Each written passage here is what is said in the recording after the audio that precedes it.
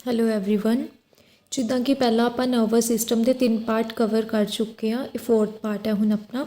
ਆਪਾਂ nervous system ਵਿੱਚ central nervous system ਬਾਰੇ ਪੜ੍ਹ ਚੁੱਕੇ ਹਾਂ, ਜਿੰਦੇ ਵਿੱਚ ਬ੍ਰੇਨ ਆਪਾਂ ਕਵਰ ਕੀਤਾ ਸੀ, forebrain, midbrain and hindbrain. ਅੱਜ ਆਪਾਂ ਕਰਾਂਗੇ ਪੈਰੀਫਰਲ ਨਰਵਸ ਸਿਸਟਮ, ਜਿਹੜਾ ਅੱਗੋਂ 2 ਪਾਰਟ ਵਿੱਚ ਡਿਵਾਈਡਡ ਹੈ, SNS, ANS। SNS ਕੀ ਹੈ? ਸੋਮੈਟਿਕ ਨਿਊਰਲ ਸਿਸਟਮ, ਜੋ ਫਰਦਰ ਮਸਲਸ ਨਾਲ ਕਨੈਕਟਡ ਹੈ।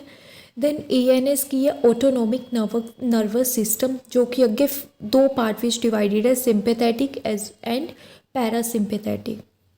ਹੁਣ ਦੇਖੋ, ਜੋ ਸਿੰਪੈਥੈਟਿਕ ਹੈ, ਜਦੋਂ ਆਪਾਂ ਨੂੰ ਕੋਈ ਸਟ੍ਰੈਸ ਹੁੰਦਾ ਕਿਸੇ ਵੀ ਤਰ੍ਹਾਂ ਦਾ, ਇਹ ਉਦੋਂ ਐਕਟਿਵ ਹੁੰਦਾ ਹੈ। ਐਂਡ ਪੈਰਾਸਿੰਪੈਥੈਟਿਕ ਕੀ ਹੈ? ਜਦੋਂ ਰੈਸਟਿੰਗ ਸਟੇਜ ਹੈ, ਮਤਲਬ ਆਪਾਂ ਨੋਰਮਲ ਕੰਡੀਸ਼ਨ ਵਿੱਚ ਆ, ਇਹ ਉਦੋਂ ਐਕਟਿਵ ਹੁੰਦਾ ਹੈ।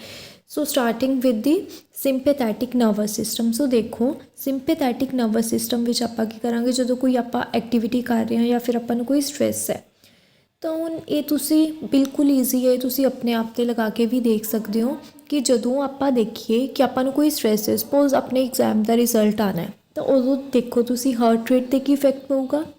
ਜਦੋਂ ਆਪਾਂ ਨੂੰ ਪਤਾ ਕਿ ਹਜੇ ਰਿਜ਼ਲਟ ਆਉਣ ਵਾਲਾ, ਤਾਂ ਆਪਣੀ ਹਾਰਟ ਰੇਟ ਕਿੰਨੀ ਜ਼ਿਆਦਾ ਵੱਧ ਜਾਂਦੀ ਹੈ।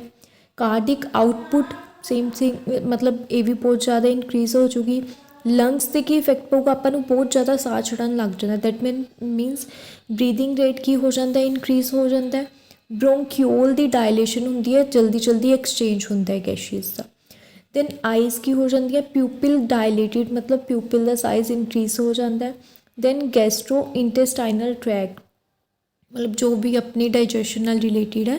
ਸਲਾਈਵਾ ਪ੍ਰੋਡਕਸ਼ਨ ਘੱਟ ਜਾਂਦੀ ਹੈ, ਮਤਲਬ ਜਦੋਂ ਵੀ ਆਪਾਂ ਨੂੰ ਕੋਈ ਟੈਨਸ਼ਨ ਹੋਏ, ਸਟ੍ਰੈਸ ਹੋਏ, ਐਂਗਜ਼ਾਇਟੀ ਹੋਏ, ਉਦੋਂ ਆਪਾਂ ਨੂੰ ਭੁੱਖ ਬਿਲਕੁਲ ਨਹੀਂ ਲੱਗਦੀ। ਅਤੇ ਜਦੋਂ ਭੁੱਖ ਨਹੀਂ ਲੱਗੂਗੀ, ਆਪਾਂ ਖਾਣਾ ਨਹੀਂ ਖਾਵਾਂਗੇ ਤਾਂ ਸਲਾਈਵਾ ਨਹੀਂ ਪ੍ਰੋਡਿਊਸ ਹੋਊਗਾ, ਕਿਉਂਕਿ ਸਲਾਈਵਾ ਆਪਣੀ ਡਾਈਜੈਸ਼ਨ ਵਿੱਚ ਹੈਲਪ ਕਰਵਾਉਂਦਾ ਹੈ। ਠੀਕ ਹੈ, ਸਲਾਈਵਾ ਦੀ ਪ੍ਰੋਡਕਸ਼ਨ ਘਟੀ। ਦੈਨ ਗੈਸਟ੍ਰਿਕ ਜੂਸਿਸ, ਇਹ ਵੀ ਘਟਣਗੇ।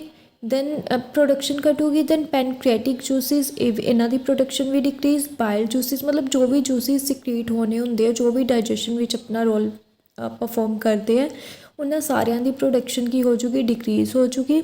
ਐਂਡ ਡਾਈਜੈਸ਼ਨ ਦਾ ਪ੍ਰੋਸੈਸ ਵੀ ਬਹੁਤ ਜ਼ਿਆਦਾ ਸਲੋ ਹੋ ਜੂਗਾ।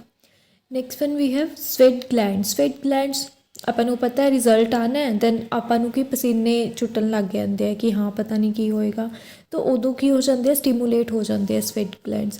ਦੈਨ ਐਡਰੀਨਲ ਗਲੈਂਡ ਕੀ ਕਰਦੇ ਆ? ਐਮਰਜੈਂਸੀ ਹਾਰਮੋਨ ਦੀ ਪ੍ਰੋਡਕਸ਼ਨ ਕਰਦੇ ਆ, ਐਪੀਨੈਫ੍ਰਿਨ, nor ਐਪੀਨੈਫ੍ਰਿਨ we can say.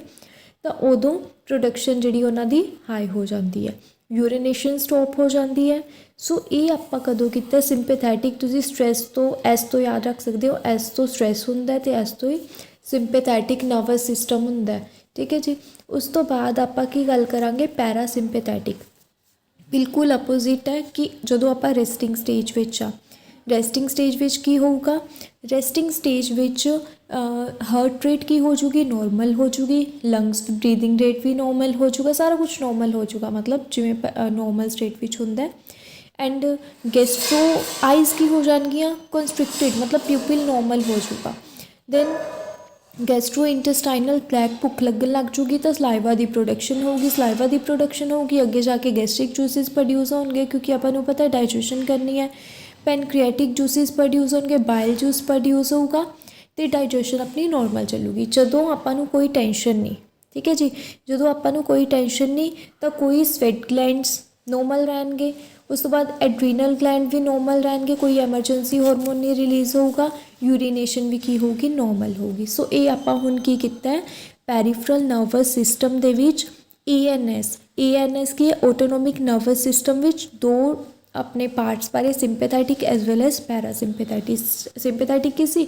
S ਤੋਂ ਯਾਦ ਰੱਖ ਲੈਣ, ਜਦੋਂ ਆਪਾਂ ਨੂੰ ਕੋਈ ਸਟ੍ਰੈਸ ਹੈ ਤਾਂ ਸਾਰਾ ਕੁਝ ਤੁਸੀਂ ਮਤਲਬ ਆਪਦੇ ਤਰਫ ਤੋਂ ਹੀ ਬਣਾ ਕੇ ਲਿਖ ਸਕਦੇ ਹੋ ਕਿ ਕੀ ਹੋਊਗਾ। ਬਸ ਐਂ ਸੋਚ ਲੈਣਾ ਕਿ ਸਟ੍ਰੈਸ ਟਾਈਮ ਆਪਣੀ ਹਾਰਟ ਰੇਟ ਵੱਧਦੀ ਹੈ, ਭੁੱਖ ਲੱਗਣੀ ਬੰਦ ਹੋ ਜਾਂਦੀ ਹੈ, ਤਾਂ ਲੰਗਸ ਬਰੀਦਿੰਗ ਰੇਟ ਵੱਧ ਜਾਂਦਾ, ਤਾਂ ਤੁਸੀਂ ਸਾਰਾ ਉਸ ਤੋਂ ਅਪੋਜ਼ਿਟ ਪੈਰਾ ਸਿੰਪੈਥੈਟਿਕ ਵਿੱਚ ਲਿਖ ਸਕਦੇ ਹੋ। ਠੀਕ ਹੈ ਜੀ, ਇਹ ਆਪਾਂ ਕਵਰ ਕੀਤਾ ਆਟੋਨੋਮਸ ਨਰਵਸ ਸਿਸਟਮ ਬਾਰੇ।